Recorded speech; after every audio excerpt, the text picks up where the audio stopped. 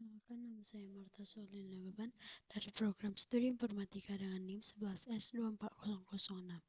Di sini saya akan menjelaskan tentang proyek kami, yaitu proyek kami disuruh untuk membuat tipe bentukan. Yang kami buat yaitu tipe bentukan sistem toko.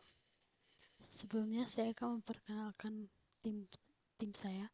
Yang pertama itu Gen Danovan, yang kedua Dimas Sidaputar, yang ketiga itu Thomas Yombi, dan yang keempat yaitu Niko Simanjuntak. Lalu tujuan tipe bentukan kami itu untuk menyusun data supaya lebih rapi dan mudah diatur.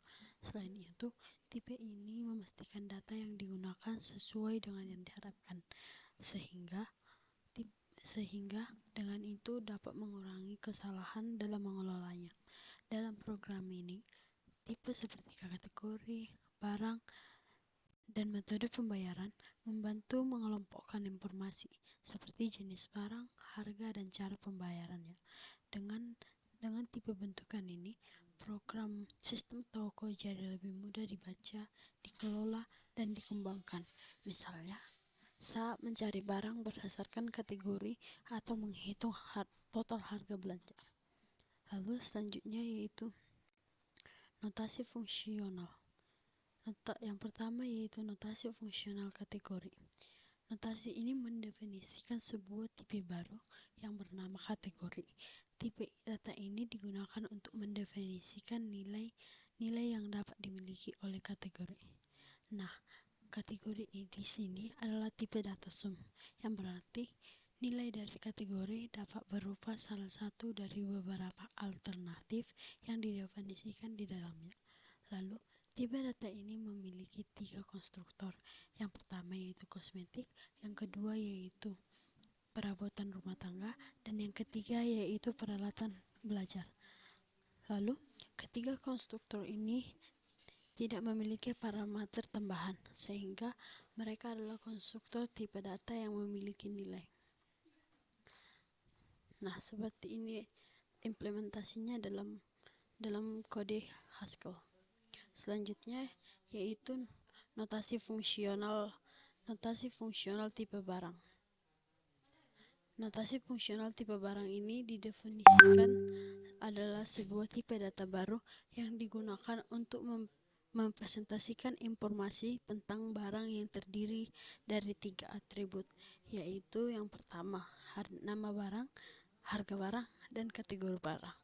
Lalu tipe data ini memiliki file dengan tipe yang berbeda, yaitu nama barang bertipe string, harga barang bertipe double, dan kategori barang bertipe kategori. Selanjutnya ini adalah implementasi kodenya. Selanjutnya notasi fungsional metode pembayaran. Notasi fungsional metode pembayaran ini didefinisikan sebagai tipe data baru yang menggambarkan berbagai metode pembayaran yang tersedia di sistem. Metode pembayaran ini di sistem. Nah, tipe data ini memiliki 4 konstruktor, yaitu yang pertama COD atau Cash on Delivery, yang kedua yaitu transfer bank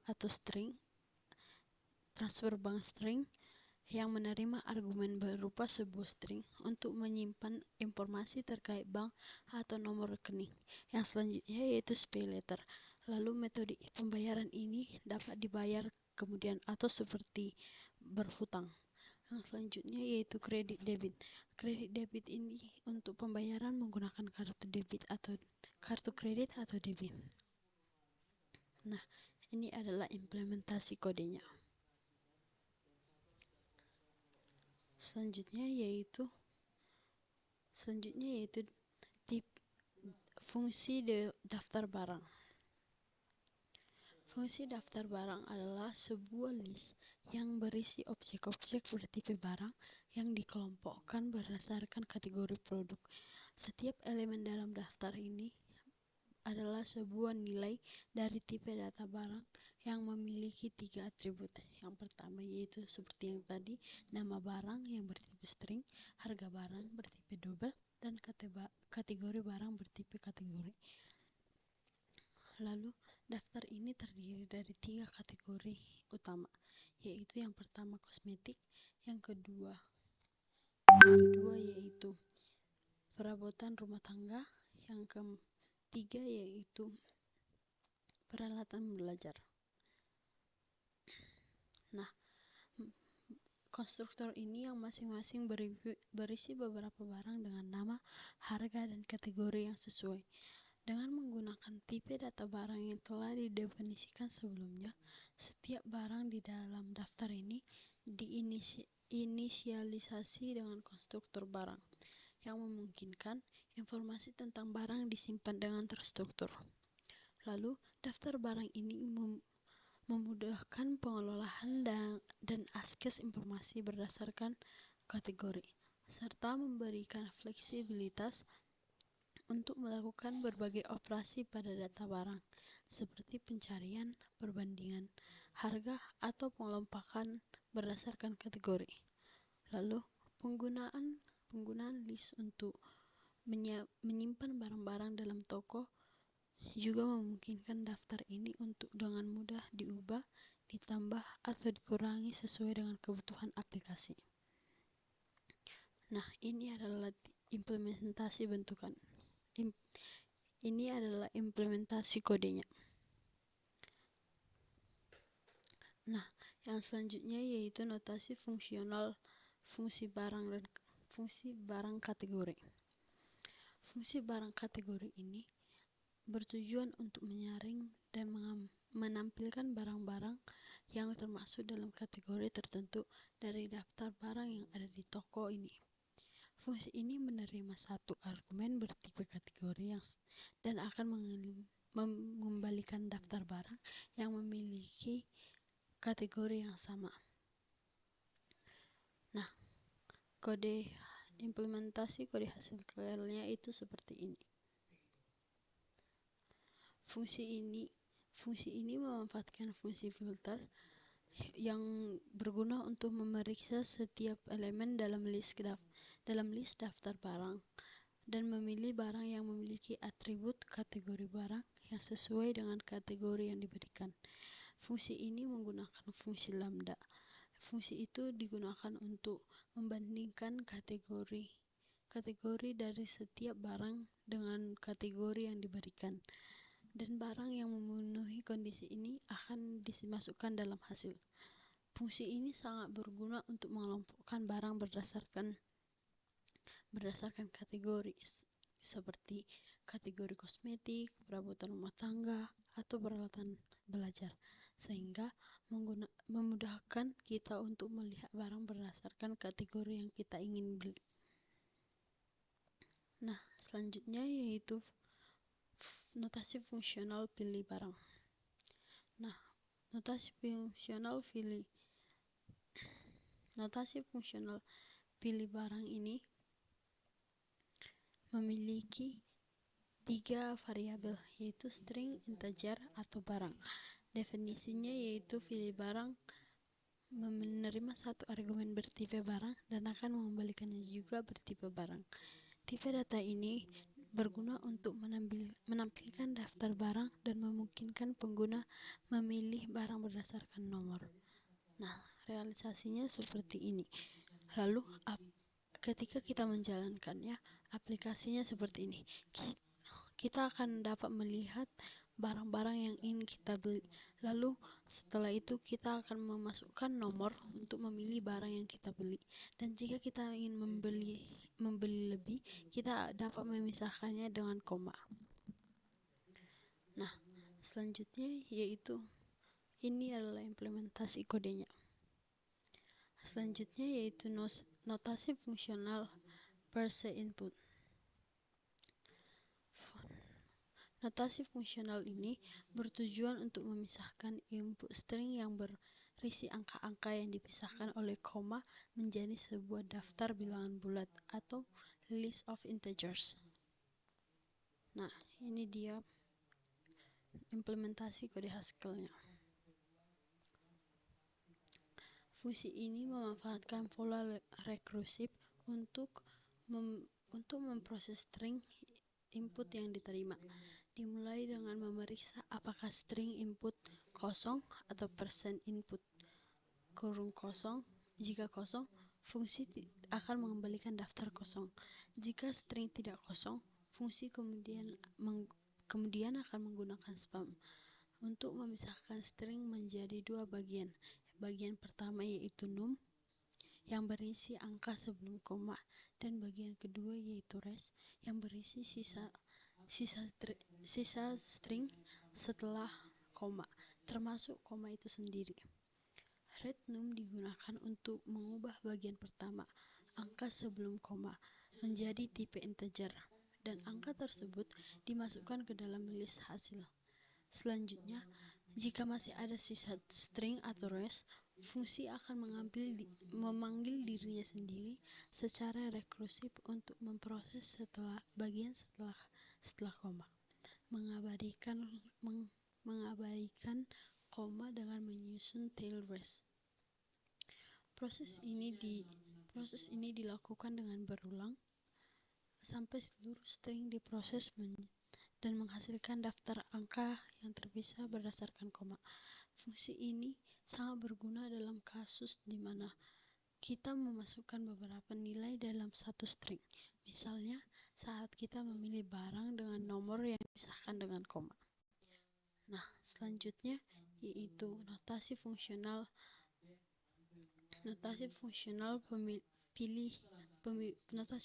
pilih metode pembayaran.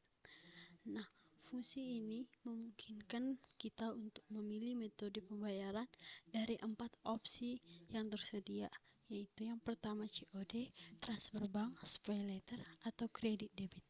Fungsi ini dimulai dengan menampilkan daftar pilihan kepada kita dan kemudian menerima input menggunakan getLine. Nah, ini dia notasi fungsionalnya. Ini dia implementasi kodenya. Nah, berdasarkan input yang akan kita masukkan, fungsi ini akan mengembalikan nilai metode pembayaran yang sesuai. Jika kita memilih pembayaran transfer bank, fungsi ini akan meminta input lebih lanjut, yaitu untuk memilih bank yang akan kita gunakan untuk membayarnya.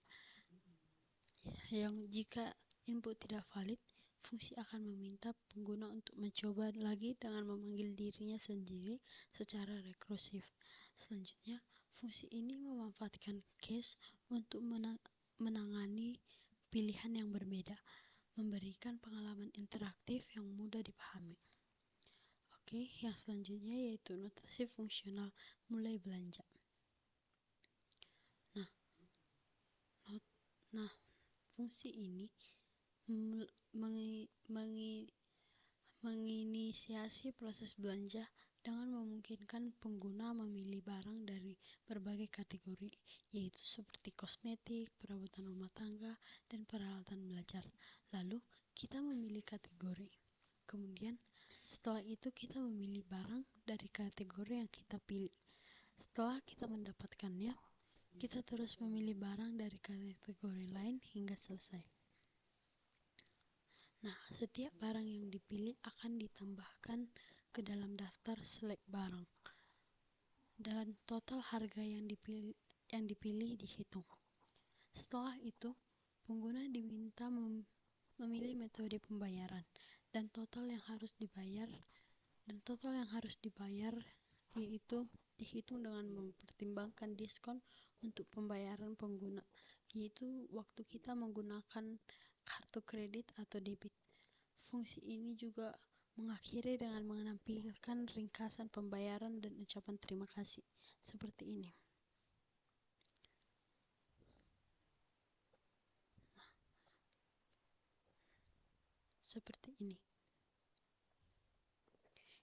Proses ini juga dilakukan dalam sebuah loop rekursif yang memastikan pengguna dapat memilih barang berkali-kali hingga selesai. Selanjutnya yaitu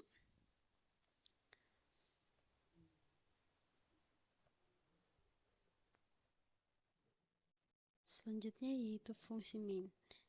Nah, Fungsi main adalah titik masuk dari program yang memberikan ucapan selamat datang kepada pengguna atau kita yang menggunakannya dan menampilkan pilihan untuk belanja atau batal. Lalu setelah itu kita diminta untuk memilih antara opsi 1 untuk memulai belanja atau opsi 2 untuk membatalkan perbelanjaannya. Jika kita memilih angka 1, maka fungsi memulai belanja akan dipanggil untuk memulai proses belanja. Sementara jika kita memilih 2, program akan mengucapkan terima kasih dan mengakhiri sesi. Jika input tidak valid, program ini akan menampilkan pesan kesalahan dan meminta pengguna untuk mencoba lagi dengan memanggil fungsi main secara rekursif hingga pilihan yang valid dimasukkan. Fungsi ini mengatur alur utama dalam interaksi kita pengguna dengan toko secara sederhana dan interaktif. Nah, di sini saya akan melakukan compile run kodenya.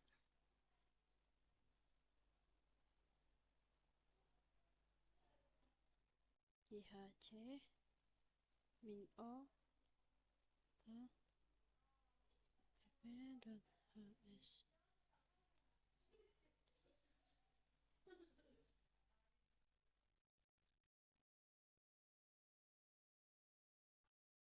Setelah itu akan muncul seperti ini. Selamat datang di toko kami. Apa yang ingin Anda lakukan? Lalu kita akan memilih 1 jika kita ingin berbelanja. Nah, setelah itu kita juga bisa memilih kategori barangnya, yaitu contohnya seperti 3. Nah, setelah itu kita akan memilih barang-barang yang ingin kita beli 1, dan jika kita ingin memilih lebih, kita pisahkan dengan koma. 3. Nah, setelah itu kita juga bisa memilih kategori barang lain. Jika kita ingin memilih kategori barang lain, kita akan mengetik Y, atau jika kita tidak ingin membeli kategori lain, kita mengetik N. Kita ingin membeli kategori lain, yaitu kita ketik Y. Nah, kita akan memilih lagi kategori yang akan kita pilih. Contohnya 3. Setelah itu 2. Nah, di sini kita tidak ingin membeli kategori lain, yaitu N. Setelah itu, kita diarahkan untuk memilih metode pembayarannya. Kita dapat memilih 1 COD, 2 transfer bank, 3 pay letter, 4 kredit. Yang pertama kita coba yaitu 1 COD. Nah, di sini akan tertera jumlahnya dan tertera jumlah yang harus kita bayar. Lalu di akhir akan muncul terima kasih telah berbelanja di toko kami. Sampai jumpa. Lalu kita coba memasukkan input yang lain.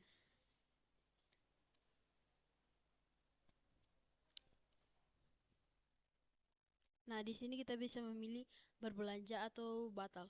Kita coba memilih batal. Maka akan mengeluarkan output seperti ini. Terima kasih telah mengunjungi toko kami. Sampai jumpa. Selanjutnya kita coba yang lain.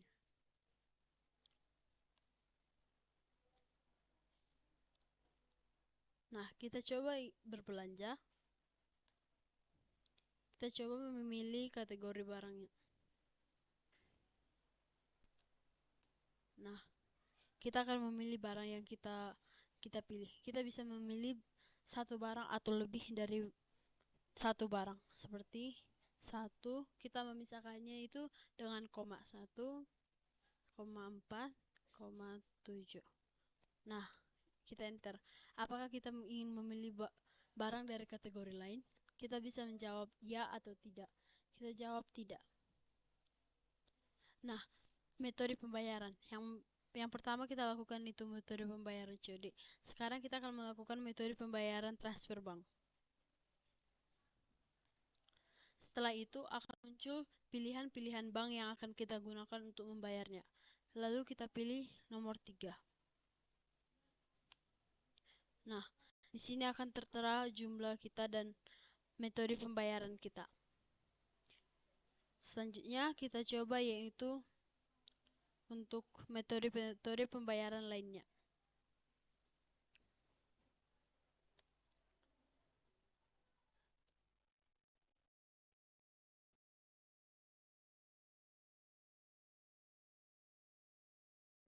Nah, kita pilih barangnya seperti yang tadi. Jika kita ingin memilih 2 barang, kita memisahkannya dengan koma. Nah, sekarang kita pilih metode pembayaran SPayLater. Metode pembayarannya di sini langsung tertera dan total yang harus kita bayar. Selanjutnya yaitu metode pembayaran kredit atau debit.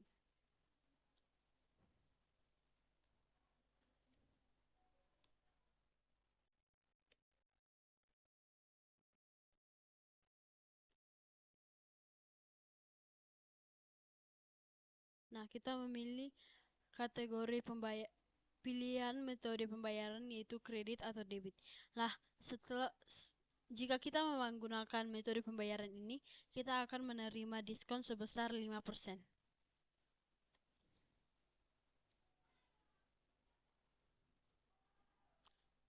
Maaf, salah.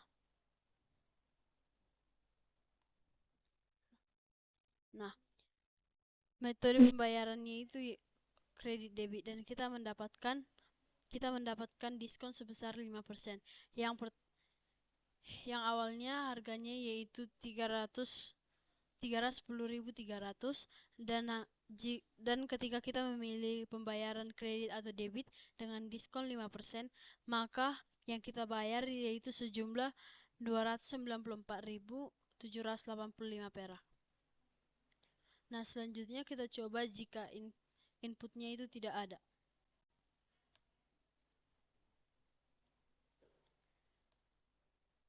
Nah, jika kita memilih input yang tidak ada, maka hasilnya yaitu error atau pilihan tidak valid. Seperti ini. Natif.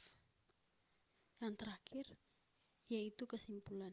Kesimpulan dari proyek kami ini yaitu program di atas adalah sistem toko berbasis terminal yang memungkinkan pengguna memilih kategori barang seperti kosmetik, perabotan rumah tangga, dan peralatan belajar. Kemudian memilih barang dari daftar yang tersedia dari setiap kategori. Pengguna dapat memilih lebih dari satu barang dan sistem menghitung total harga secara otomatis. Setelah itu, pengguna memilih metode pembayaran termasuk COD, transfer bank, SPayLater, atau kredit debit. Dan kredit debit itu memiliki diskon 5%. Lalu, program ini juga dapat menangani input yang tidak valid dan memberikan pengalaman berbelanja sederhana yang interaktif. Sekian dari presentasi saya. Terima kasih.